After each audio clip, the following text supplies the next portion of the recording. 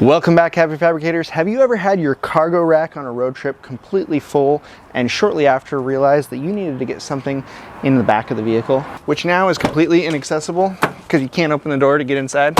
Well, I know I have, and in this video we're gonna fix that.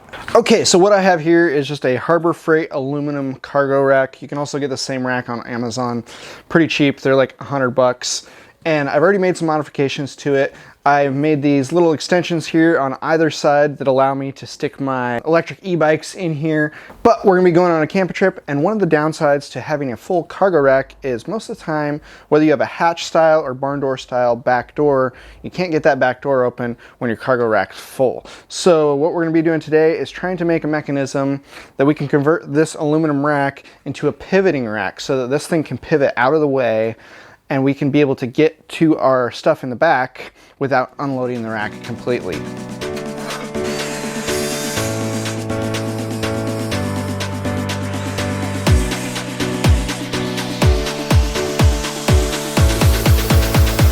Okay, so one of the things about this build that's important to me is that I can switch back and forth between these setups if I want to. So the factory cargo carrier had this 1/8 inch or roughly 3mm steel tube going into the aluminum basket, and it's bolted in 2 points. So I want to replicate that mounting style, but we are going to add this mechanism here. So I think I've got everything kind of laid out. I've just been kind of like cutting pieces that look right as I go. So this is going to be my side that goes into my hitch receiver, and then it comes over to this little thing here. And I'm going to have these pillow block bearings, one on each top and bottom side. And then I'm going to put another extension out here so that it hits both bolt points here. And then the theory is that this thing will be able to kind of swing out of the way and do this pivoting mechanism here. And then we just have to decide how we're going to secure it.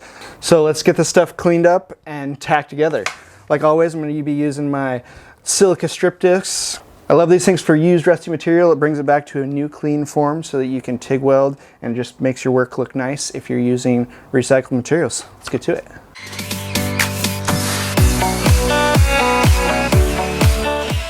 Okay, so we got everything cleaned up and prepped. One of the things that's important to consider when you're assembling tubes like this into a butt joint, I opted for mitered corners because I think it's cleaner. I don't like doing caps, and I believe it's probably stronger. I don't know if that's true or not, but regardless, one of the things you want to consider while prepping is beveling your edges, because when you have two pieces coming together face to face like this, you say, and if you run a weld on the top of that, that weld is not going to penetrate all the way down through the thickness of that material. So something that's very important is to bevel the edge. So what I like to do is I like to run about a 30-second landing. So what that is the flat spot that is remaining after you bevel that edge. So I'm going to go in at like a 45-degree angle and grind that down until I have about a 30-second flat left. Now what that's going to do is a couple things. First off, it's going to keep that original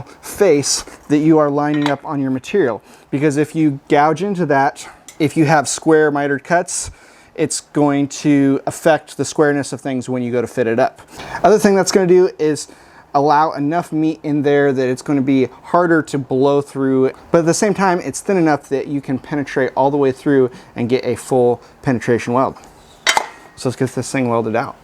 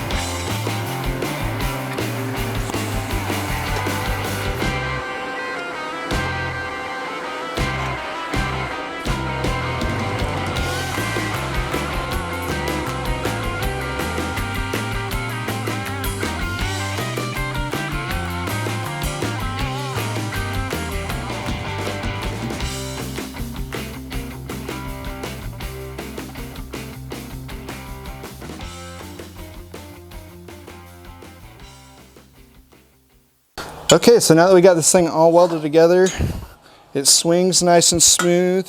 Next thing we need to do is make a 90-degree stop on this, because I want this thing to stop in the 90-degree open position so that it doesn't overextend itself and smash into my car or the car next to me when I'm parked.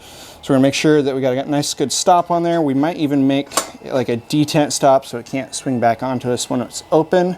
Haven't decided if I'm gonna do that yet or not. And then the other thing we gotta do is decide how we're gonna latch it shut. Now, I've definitely decided that I'm gonna have some redundancies because this is on the car. So I'm gonna have 2 separate latches, I believe.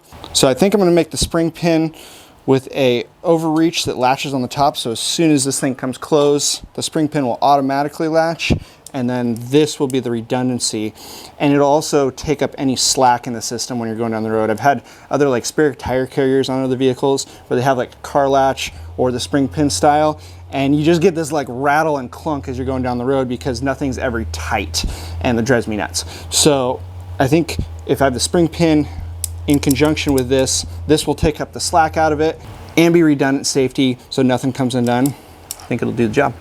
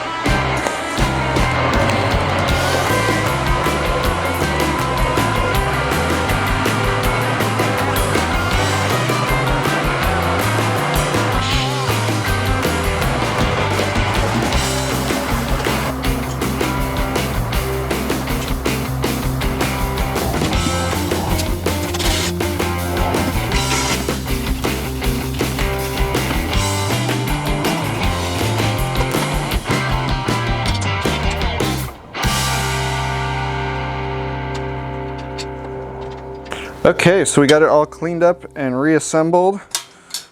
Got my redundant latches. Everything moves smoothly. Latch back in place. I got the thing all painted up, but as you may have seen here on this leg that the aluminum rack goes onto, I did not paint that. And the reason I didn't do that is because it's already a snug fit, so I didn't want the paint to interfere with it and gall it up. So instead I'm going to take some of this easy cut. This is stuff I use for cutting aluminum on my chop saw. I'm just going to kind of like smear some of this on here and then take the torch, melt it down, smooth it out.